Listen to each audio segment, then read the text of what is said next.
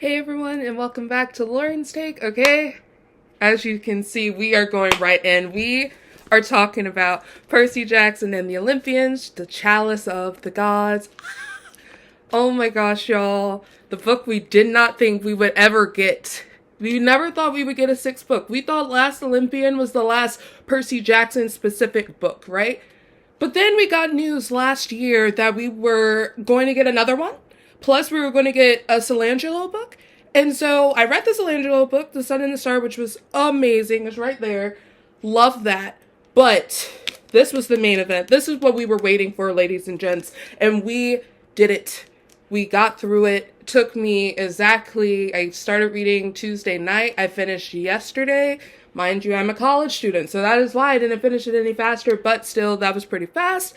Y'all, loved it. Loved it. Let's just get right into the review. Before we get started, make sure to subscribe to the channel if you're not subscribed already, and let's get into it. Alright, so I'll do the quick summary situation. I'm not going to go into, because I feel like the book jacket does a good job of describing it, so I'll read that for you. Percy Jackson, modern-day son of Poseidon, is just trying to get through high school. After saving the world multiple times by battling monsters, titans, and giants, Percy is now settling at alternative high school in New York, where he hopes to finally have a normal senior year. Unfortunately, the gods aren't quite done with him yet. Poseidon breaks the bad news that if Percy expects to get into New Rome University, he will have to fulfill 3 quests in order to earn the necessary 3 letters of recommendation from Mount Olympus. The first task is to help Ganymede, Zeus's cupbearer, retrieve his golden goblet before it falls into the wrong hands. You see, one sip from it can turn a mortal into a god, and Zeus would not be pleased with that result. And Percy and his friends Grover and Annabeth find the precious cup in time, and if they do, will they be able to resist its special power? Readers new to the Percy Jackson universe and fans who have been awaiting this reunion for more than a decade will delight equally in this latest hilarious take on Greek mythology by the storyteller of the gods, aka Rick Riordan. Oh my gosh, or Riordan. I still don't know how to actually say Rick's last name, and I feel horrible about it. But that is the summary that was given to us. But let's just go right into the review. Alright, so the thing about it, y'all, we went right in. I think it's also important to kind of preface this by saying, 1, spoilers. There will be spoilers. I gotta talk about all the cute stuff that happened, all the good stuff that happened. I will say, this actually takes place before Trials of Apollo. And that I found out literally right before I started reading it. On a tweet somewhere that it was like someone was saying, where Chalice of the Gods falls in the whole, Percy Jackson verse of things, and that was definitely showing me that it takes place before Trials of Apollo, which means it also takes place before the Sun and the Star. So I thought that was interesting, but then I really thought about it. I was like, well, yeah, because Sun and the Star, if y'all haven't read it, Percy is off to college in that book, and so it's like, oh my gosh, she's in college, like what? So I think that was interesting. I did not realize that, and so that makes more sense. So now we know from the Chalice of the Gods that Percy has to finish all 3 of these quests to get his college recommendation letters before winter break. So that makes me know, or makes us know, that all of the quest will take place before Trials of Apollo. So I wanted to kind of preface it with that because I think a lot of things, I was wondering where we would start, and that's where we start. So I will just, kind of talk about like my overall points and thoughts about the book. I really, really, really enjoyed this book. I felt that it was so timely because I guess for the point of time I am in my life, it's kind of like the same thing that I said if you had watched my High School Musical, the musical, the series, season 4 review. I had said a similar thing in which it's these characters who are about to, go into this different time where they're about to go to college, where they're about to, leave high school, leave all that they've known, and, go into this huge, big unknown situation. And that was kind of me. That's me right now leaving college, though. I'm about to graduate college. And I'm about to go into the workforce, go to grad school, all of that stuff. And so kind of going into that mindset. And so Percy was going through that. this book. And I think what's really interesting is that this is only the first quest. And I just saw on Twitter, I don't know if this is true, but I'm pretty sure it's true. We are getting another book next year. And that would make sense because we only got one quest and he has to go through 3. So I'm excited about that. But anyway, we'll talk about that again later. But I think some of the things that I just really would, I tabbed. Most of these things are Percabeth moments because yes, like obviously, like a book just full of Percabeth bliss, I think what I really liked about this novel is that it was low stakes. And a lot of people may kind of go against that. They may be like, I was expecting more, but we weren't even expecting another book. So I think it makes sense that this was kind of low stakes. And especially after the trauma of The Sun and the Star, I feel like we needed something a little more calm. Not that what they were doing wasn't dangerous. Like they definitely could have died at multiple times in this novel because demigods, that's life. But I feel the whole story took place in New York. None of it took place at Camp Half-Blood, which I thought was really interesting. It was the first book that we really were never at Camp Half-Blood for Percy Jackson specifically. Because Chalice of Apollo, like most of the series, we weren't at Camp Half-Blood. And I think that was really cool that this one, it was literally just Percy in his everyday life because we would always see that like at the end of the school year, not at the beginning, which I thought was really cool. So I thought that was really cool that we were only in New York like the entire time. We were always at Percy's apartment with Sally and Paul. Love those two.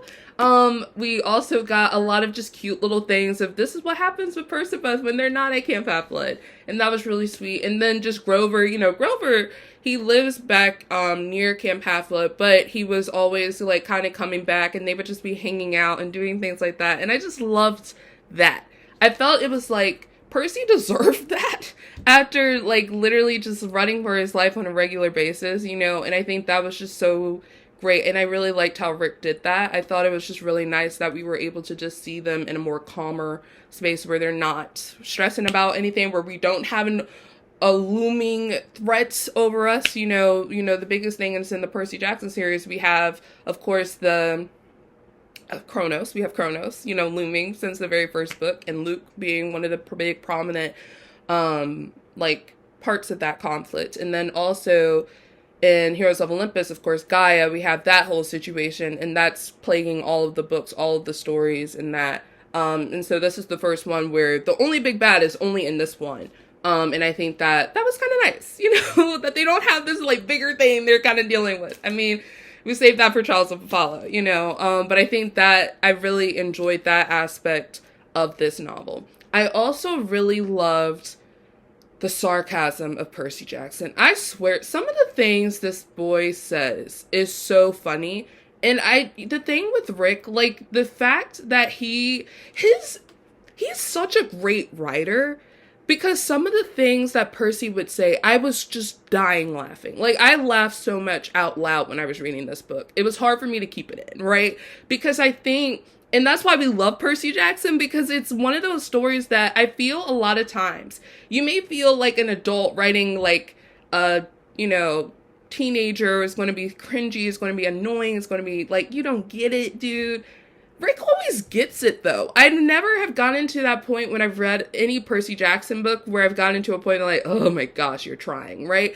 Because Rick, he's so good at it. And I don't know if it, comes from him, he was a high school English teacher. I don't know if he was a high school English teacher, but I know he taught English for a long time. And so he was probably around it a lot more. So it's pretty fresh in his mind. And he also raised, teenage boys at one point in time. So thinking about that, I feel that has always helped the story. And I think it was just so fun going into this because it was Percy's perspective again, first person perspective. And I love Percy's POV because he will say whatever comes to his mind. And it's funny when he's trying to hold himself back. He's like, you would think I've learned by now. And it was just really funny when he would go toe to toe with another character and they would use sarcasm. Which character was that? Oh, it was Ellison, the river god, who he had to go to clean Iris's staff. And that was so funny. I could not And it was just like, this is really annoying. He was like, wow, well, this taught me to keep using sarcasm, being sarcastic. So I thought that was really, really funny. And I just love being able to see those little moments of Percy having his sarcastic moments. We love sassy Percy. We love it. Anyway, I'm trying to move into some other things. Just like Grover, Annabeth, Percy, all of them. Oh my gosh. I made a really quick Goodreads, a really quick Goodreads review. I will link it in the description below, and I also I put it on one of the posts for the community for the channel. I loved seeing the three of them together, and one thing that I noticed when I think I said it in my Goodreads review, is the fact that this is actually the first time we've just had Percy, Annabeth, and Grover for a while. Because of course Heroes of Olympus, Grover was not prevalent in it like at all. I think he may have showed up maybe once or twice, but if that. It's really nice that we just got the OG three, I love them so much. And I think it's one of those things that, you just see how much they've grown and how they all know each other so well. Like, of course, Percy and Annabeth, right? But also just seeing those little Percy and Grover moments that they were just so sweet. And I want to kind of go into that a little bit, because there's something that Grover says.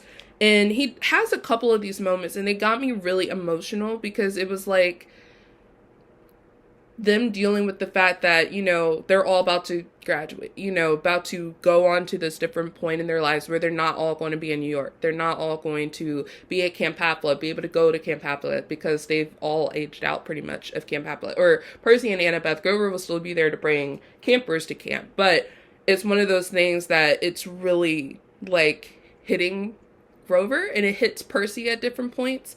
I'm eager to see if we do get more books, if we're going to see that with Annabeth as well. Like Annabeth really kind of going through, because she didn't have as many moments of that in here as Percy and Grover. But let me see. All right, I found it. So this is on page 247. I have the y'all can tell, hardcover.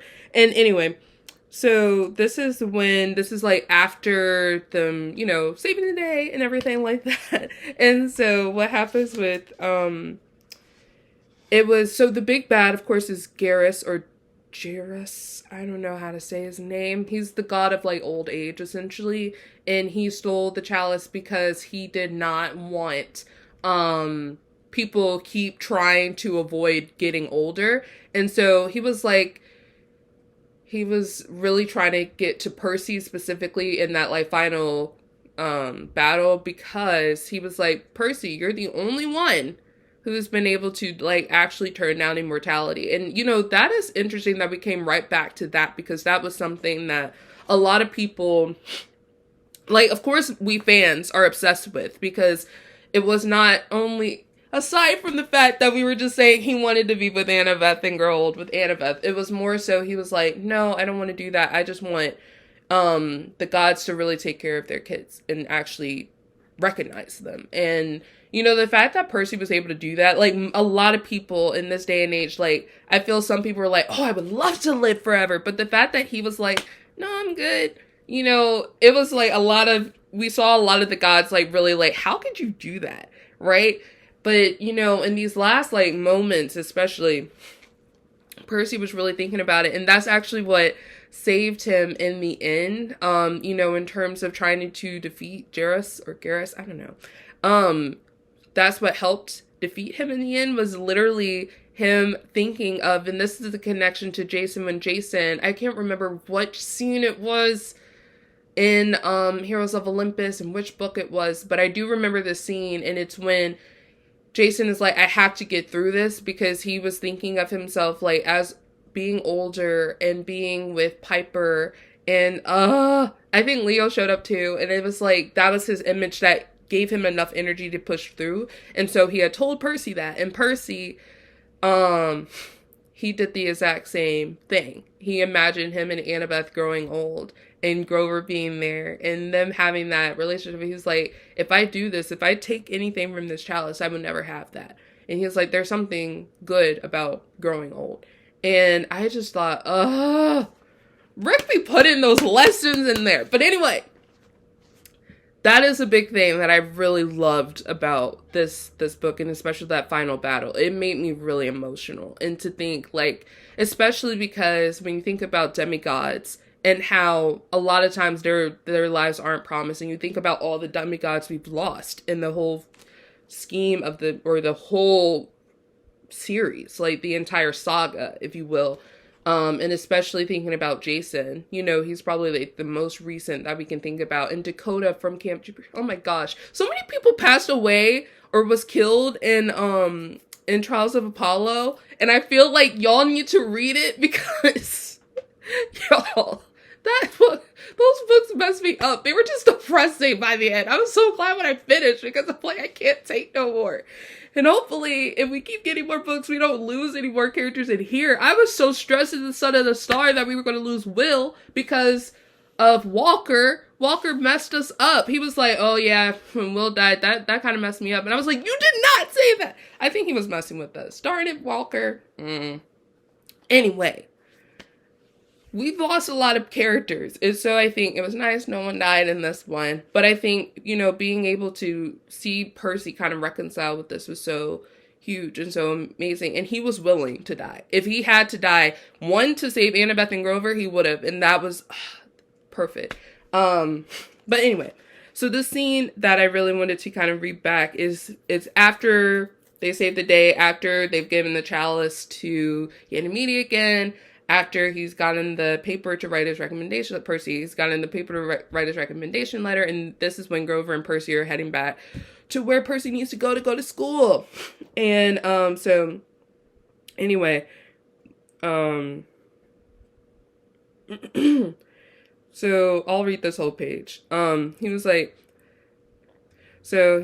so Percy says, yeah, I said, as long as Athena doesn't report me to the Olympian Border Patrol, or as long as Zeus doesn't find out I sneaked into his brunch, I've decided not to mention this incident to anyone at camp.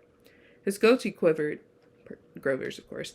I worried I'd offended him somehow. Then he sniffed, and I realized he was on the verge of tears. I'll be honest, Percy. The most scared I've ever been? It was probably in that Cyclops cave in the Sea of Monsters, when I was all alone. He wiped his nose, which made the hula hoop sparkle cheerfully, because hula hoops have no sense of propriety. But today, he continued, when I watched you wrestling Gary, that was a close second. I really thought I was going to lose you. My heart felt like it was being filled with a particularly heavy Olympian beverage. Ah, gee, man. We came through it okay. We always do. Sniffle. I know. But every time, I feel like we're tempting fate. Like, eventually our luck will run out. And if I lost you, hey, I said, I'm fine. Besides, you've been in a lot scarier spots than today. I mean, Medusa's lair, the underworld.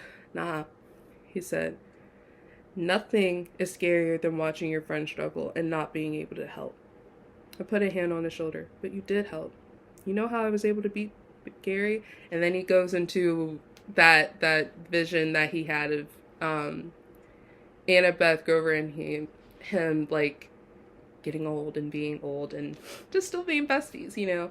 And so I just thought that was such a just beautiful scene between Percy and Grover, and my heart, oh my gosh. And there was another scene too that wasn't even what I was talking about. I was talking more so, there's a scene, I think it's when Percy has, let me see if I can go to the table of contents and find it, where Percy is at a swim meet and Grover is kind of talking to him, and let me see if I can find it. Okay, I found it. And so this is on page 165, and this is like Grover is asking for relationship advice. So this is Percy like literally about to have to go, because again he's at a swim meet, he's about to go do one of his events, and he says, I should go. I told Grover, yeah, it's just I've been so stressed about me and Juniper, but honestly, we were fine until I started obsessing about her Bloom Day present. What if that's not what's really bothering me? What if I'm worried about you and Annabeth leaving me next summer? Sad. And then this is like leaving him, which is like in italics. And then Percy says, that hit me like a cold wave of Ellison water. I looked down at the contact sheets from Blanche's photo shoots. All those images of Grover playing dead in the black and white landscape of despair. Ah, Grover. I did give him a hug then. I felt a little awkward since I was only wearing a swimsuit and I was still wet from my last event, but he didn't seem to care. We're never leaving you, buddy. We'll be back to visit. You'll come see us in California. You're like our life source, dude. We can only be away from you for so long before we start to wither, you know? Grover managed a faint smile. Yeah. Yeah, okay.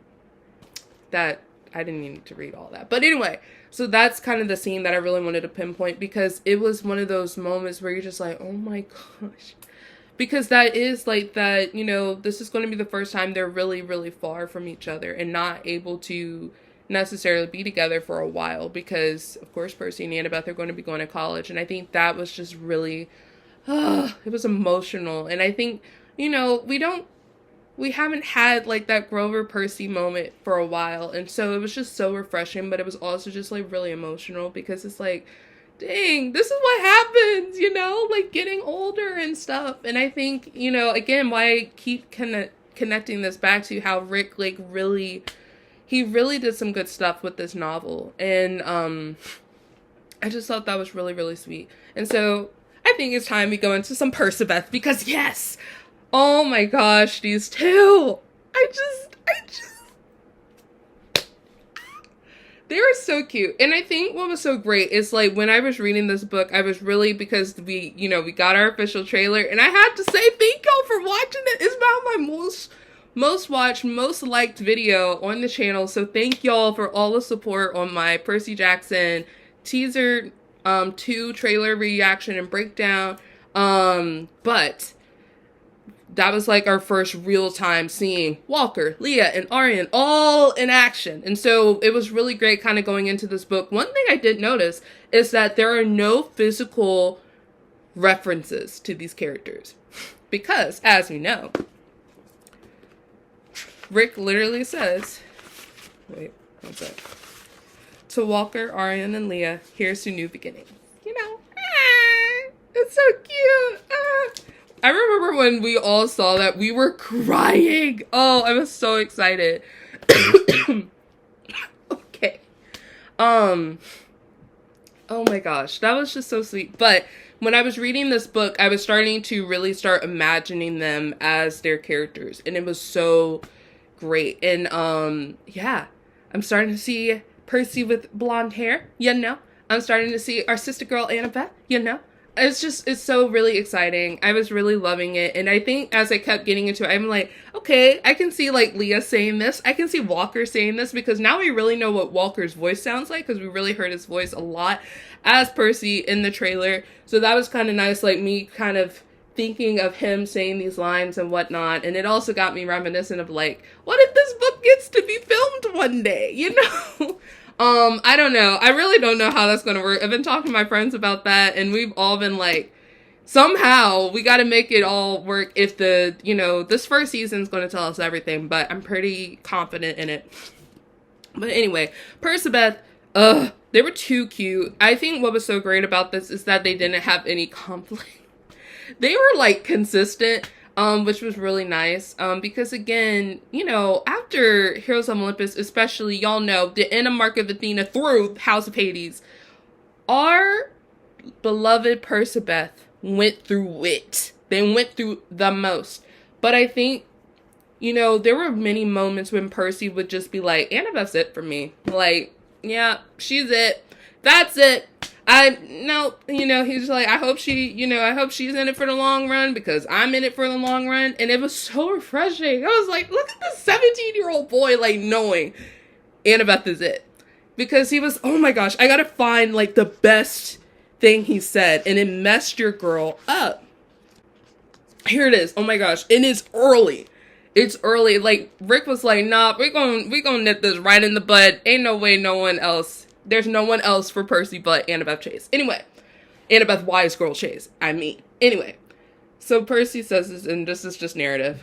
He's like, occasionally, somebody would ask me if I'd ever dated anybody besides Annabeth, or if I'd ever thought about dating someone else. Honestly, the answer was no.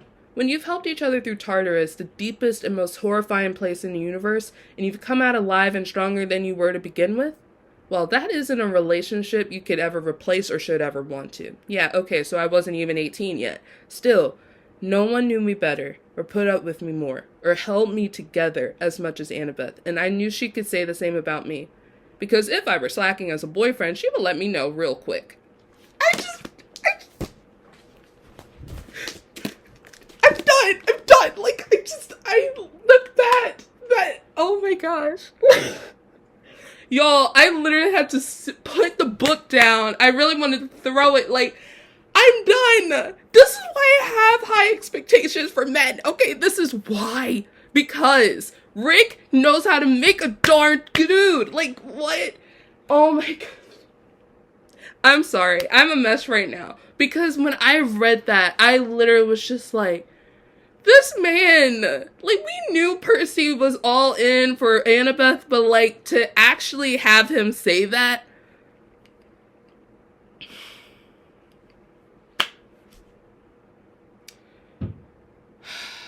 Depression. It is just, oh my god. I cannot. I remember just sitting there, because I read that, like, the Tuesday night when it came out, and I had finally gotten it. And I was just like, this dude did not just say this to me. Or say it to the reader. You know, about his love of his life, Annabeth Chase.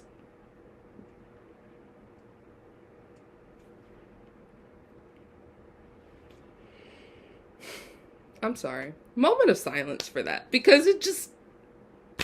and the fact that that wasn't even the only one. Like, ugh. Let me see if I could sit and try to find some more. Because this man, he's all in it.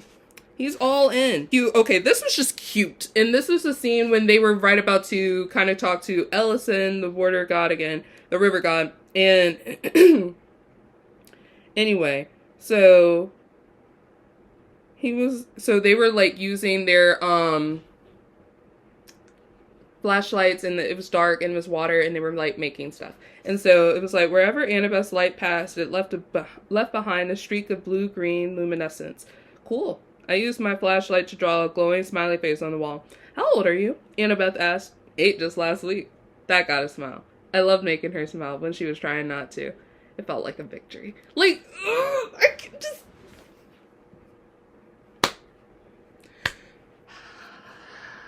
Also, quick moment, I don't know, because Heroes of Olympus, I think Heroes of Olympus messed this up, but I also I think because I just love Percy, and I think he's the coolest guy ever, the fact that Percy, like, he feels he has no swag, like, at all, like, he's, like, literally my biggest defense is sarcasm, like, that is it, like, he is, like, literally, like, he's like, I'm just, you know, yeah, son of Poseidon, you know, whatever. He's just so like uninterested, and he's like, I'm so awkward. And there were so many moments when he would be at school and he wouldn't have Grover and he wouldn't have Annabeth, and he would literally be sitting by himself at lunch.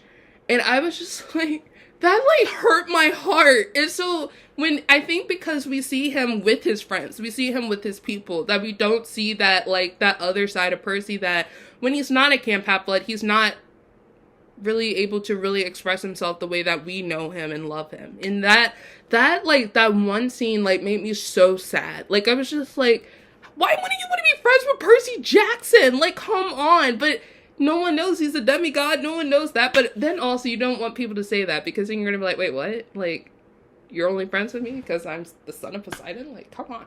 Right? So anyway, I just thought that was really sad. But let's go back to some more Percabeth moments. Aside from also that vision that he had.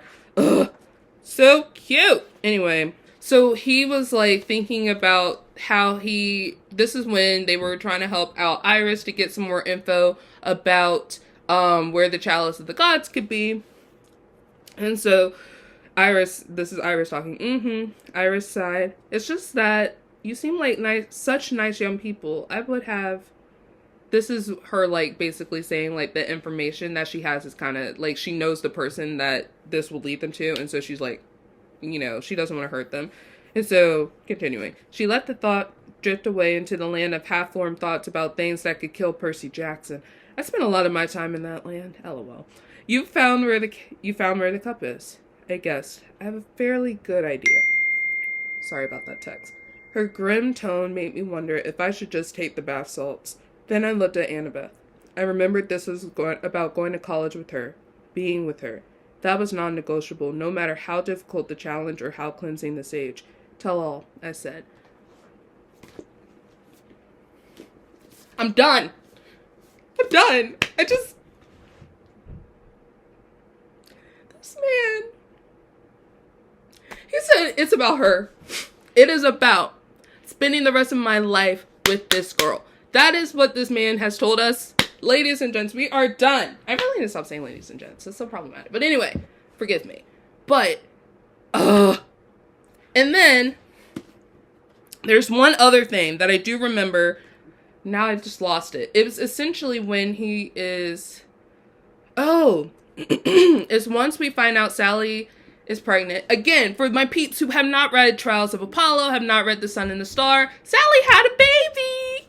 And a little girl, Percy's a big brother, oh my gosh! That was like the biggest thing that I took away from The Sun and the Star. Like, I was a mess. I just so emotional. It was so cute. And I'm pretty sure her name is Estelle. And it's just like, oh my gosh. The fact that Percy got a little sister! Ah! And just the thought of him being a big brother was just so emotional for me. Because, like, we see him with that with Tyson, but, like, this is, like, his actual little sister, you know? And, we're so happy for Sally and Paul and Percy. But, yeah. Let me see if I can find it. 1 second, y'all. Alright, 2 things. So, at the beginning of chapter 24, Annabeth, like, sneaks into Percy's room to kind of get him ready to go to defeat Garrus.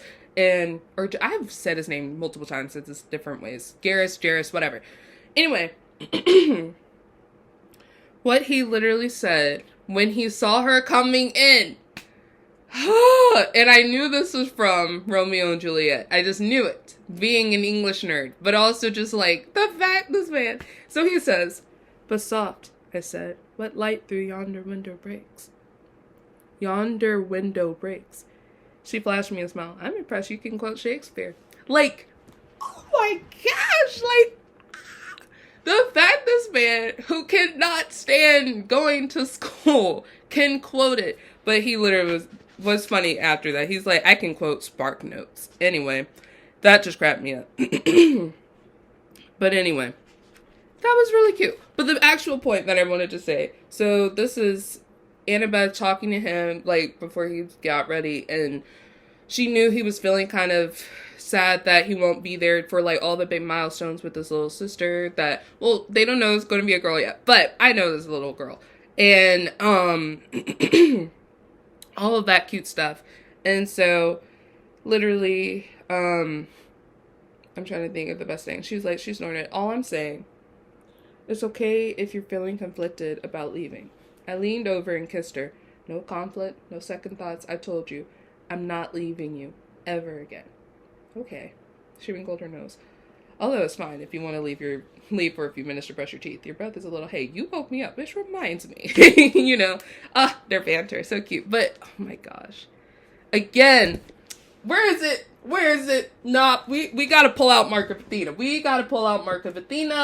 Here we go. It's right here. Y'all see me struggling. Anyway.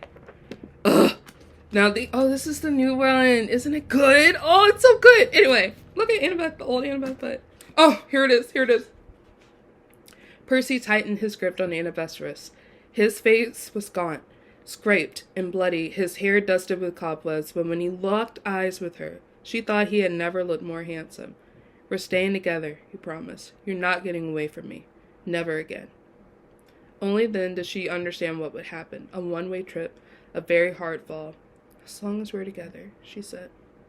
She heard Nico and Hazel still screaming for help. She saw the sunlight far, far above. Maybe the last sunlight she would ever see.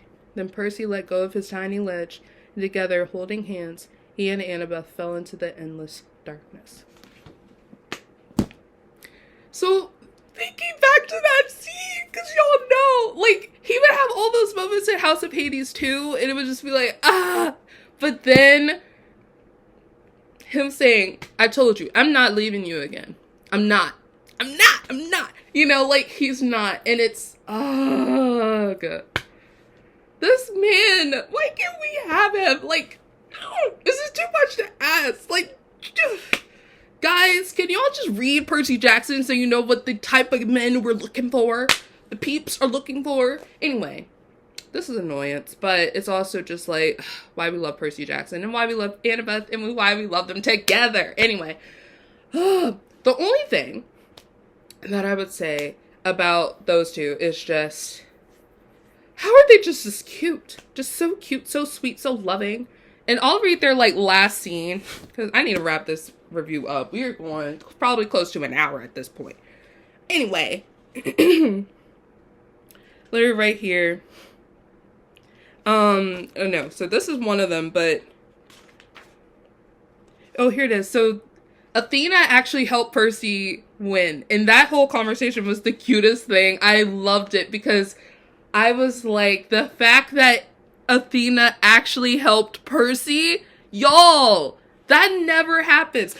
Oh my gosh. All right, so I'm going to read this, and then I'm going to read one other scene that's not related to Percy and Annabeth, and then we're going to talk about thoughts for the next book and just how we're feeling about this. But anyway,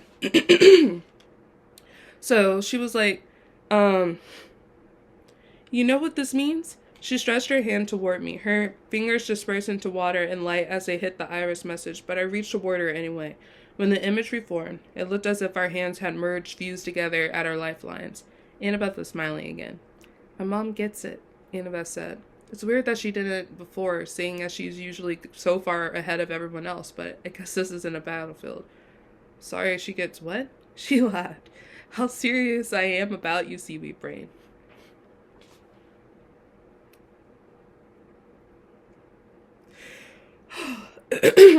My chest tightened, but it wasn't an unpleasant feeling. More like a snug, woolly sweater being wrapped around me. So you think she helped me for your sake? As I said it, I realized it made a lot of sense. At least way more sense than Athena helping me for any other reason.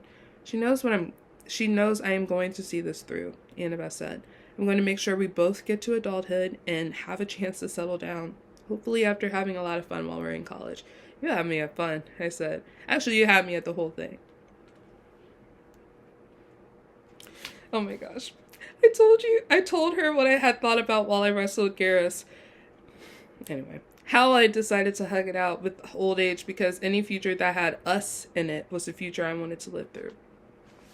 Yo, it is not even over. I just can't. Oh my god, it's Annabeth, brush away a tear. You know, sometimes you can be so sweet. Only sometimes. Let's stay focused, shall we? You still have 2 more letters of recommendation to get before winter break. That means 2 more quests for the gods. Easy queasy. You mean peasy. No, I'm pretty sure it makes me queasy, but we'll make it right. We'll make it, right? I always say that wrong, my bad. But we'll make it, right? I mean, if even your mom is on our side, I haven't impressed you hard on that point, but it's a good sign. And yes, we'll make it. Hey, Percy? Yeah. I hate to break it to you, but I think I might love you. Ah, crud. I was afraid of that. I love you too. Anyway. Finish your homework. Good night. Good night, wise girl. Oh my. And the fact that that's the last page. It's the last page. Depression just done. I'm so done with these two being so freaking cute. Y'all, oh my gosh. They're so cute. But anyway, so moving forward, the really last scene that I kind of wanted to talk about that was so cute. This scene messed me up. And I won't read the whole thing. But and it's page 251. And so Percy got to school late after defeating Garrus, going to Olympus, all that. And he literally was like, oh, your father, is on the phone. We're so glad, he's such a nice man, he just told us that you would be late. And then she was like, and Percy's like, huh? I stared at the receiver. Had Paul called the school? That didn't make sense. He wouldn't even know I was running late, and he was careful never to misrepresent himself as my father. But who else? Surely not. Hello? I said. Congratulations, said Poseidon. That was nicely done with the chalice. You called my school? I asked. I didn't mean to sound rude. I was just in shock. How did Poseidon find the school's number? How did he know what to say? Kind of moving on. It was the least I could do, he said. Margaret was very understanding. Anyway, Margaret, the secretary. LOL. Thanks, Dad. I said that last bit for Margaret's benefits, and she was smiling at me as she wrote out my hall pass. She was probably thinking about how lucky I was to have a father who was so active in my life. Can I ask? I lowered my voice as I cradled the receiver. And don't take this the wrong way, but why help me now? I mean, I've been in way worse situations before. Isn't this pretty hands-on for a god? The line was silent for a count of 3. Except for the faint gurgling sound of water in the background, I would have thought Poseidon had hung up. You know, he said, sometimes it's the smallest waves that knock you off your feet. Tsunamis, everyone knows they're powerful. Tidal waves, big and oppressive. But those small waves, they hold a lot of power. They prove what the ocean is capable of, even when no one is paying attention. Moving forward. Okay, Dad, I said. I understand. In fact, I had no idea what he was talking about. I always keep an eye on you, Percy, he said. Mostly from a distance, it's true. I've watched you save the world multiple times, conquering enemies that would scare most immortals. But it wasn't until today that I realized how much of a hero you truly are. A lump formed in my throat. Because I dared to go to brunch? Poseidon chuckled. No, that was just foolhardy. You'd never catch me at one of Zeus's brunches. I mean, when you accepted Garrus' challenge, you could have had walked away, left Ganymede to his fate, probably even gotten Garrus to write you a recommendation letter instead. The way Poseidon spelled out what I'd been thinking at the time, I wondered if he could read my mind. Or maybe he just understood me the way he understood the ocean's moods. Like the sea, I was a part of him. I was part of him. Instead, he continued, you honored your promise. You risked your life for a cupbearer you barely know. Not for a letter. Not because the fate of the world was at stake, but because that's just who you are. Today you created a small wave, and you showed what the ocean is capable of.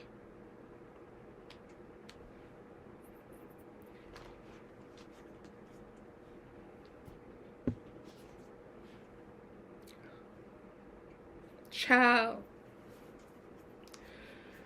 Your girl was crying when I read that. Like, it was so just, the fact that we got that,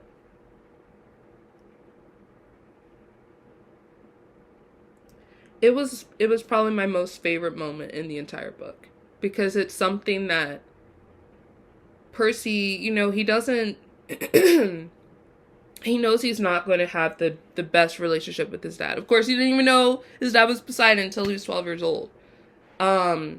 But also just thinking about the fact that, like, Poseidon had been watching him this whole time, and he really cared about him. And even in that very first, I think it's the second chapter when they have that conversation, like, he's feeling so horrible that Percy even has to prove himself. Like, the fact that Percy even has to prove himself is stupid. But anyway, and Poseidon acknowledges that, but he's like, I know you can do it, you know?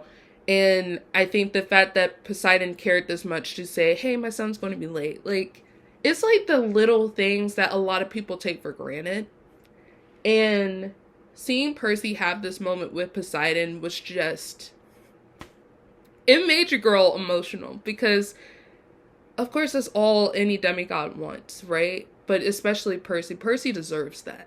He deserves it, of all the stuff he's done. And I love how it was that moment, you know, just to, it was just perfect. Perfect. I just, yeah. Okay, y'all.